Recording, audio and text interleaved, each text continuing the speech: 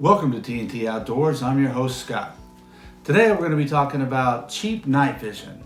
Is it possible or is it just a myth? Specifically, I'd like to do a review on Stealth Cam's digital night vision monocular.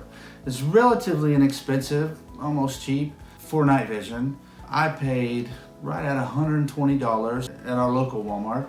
So as far as night vision goes, that's relatively inexpensive. I mean, $120 is still a lot of money, but for night vision, if it works, that's pretty reasonable. Right off the bat, I'll say that this is an entry-level night vision. So if you're expecting the crispest, most clear image you can achieve, you're not getting that out of this. Again, it's entry-level. You can see at night with it. So first of all, it does take micro SD cards down in there. It takes 4 AAA batteries. I will say that this thing, when you're running it on the night vision with the IR on, it eats batteries. Try to say maybe an estimate of an hour at the most if you're running it constantly. That's a rough estimate, haven't timed it. So it does take video and still images, so that's nice. And again, it's a digital monocular, so when you're looking, you're actually looking into a small, I assume it's like an LCD screen, so it's very bright.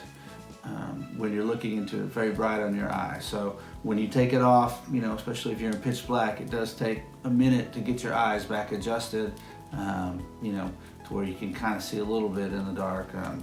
Well, let's do what we came here to see. Let's see some footage.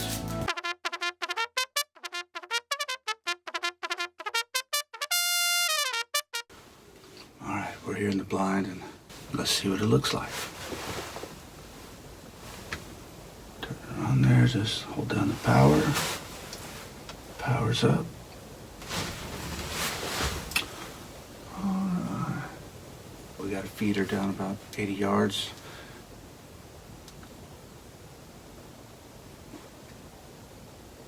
And you can see behind the feeder, the kind of the larger tree, pretty much in the middle. That tree is actually 120 yards.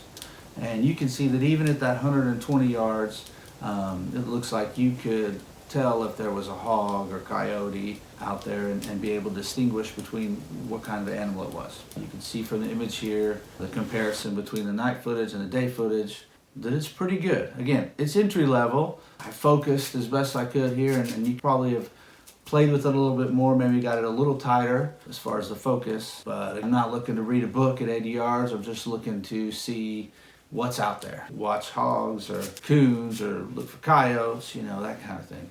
This next footage is actually a different location, and this feeder is exactly 100 yards. So with the Stealth Cam, at this 100-yard range, you can see that it is visible as far as, seeing if there's any game or what's going on. And this is in the complete dark. There's no ambient street lights or anything like that happening, so awesome. Well, that looks pretty good.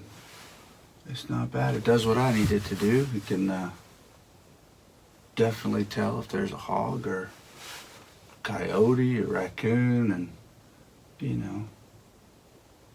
just see what's going on. And I also like it for when you get into the blind early, and I can't help it. I'm always curious, like something in there, something walking around.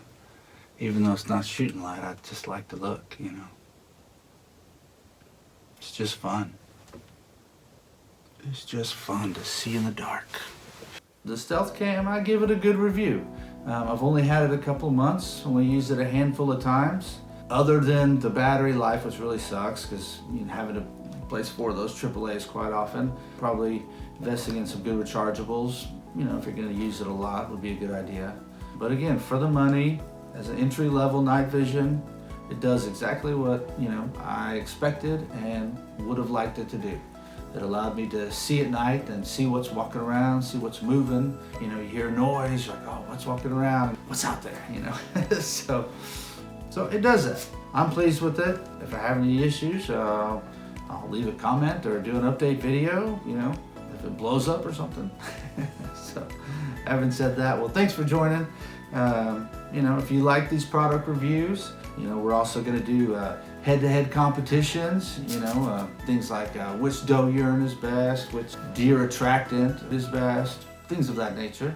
And of course, we'll have some hunt videos coming up. Again, thank you for stopping by TNT Outdoors. If you find what we're doing interesting, then feel free to subscribe. And drop a like if you want. All right.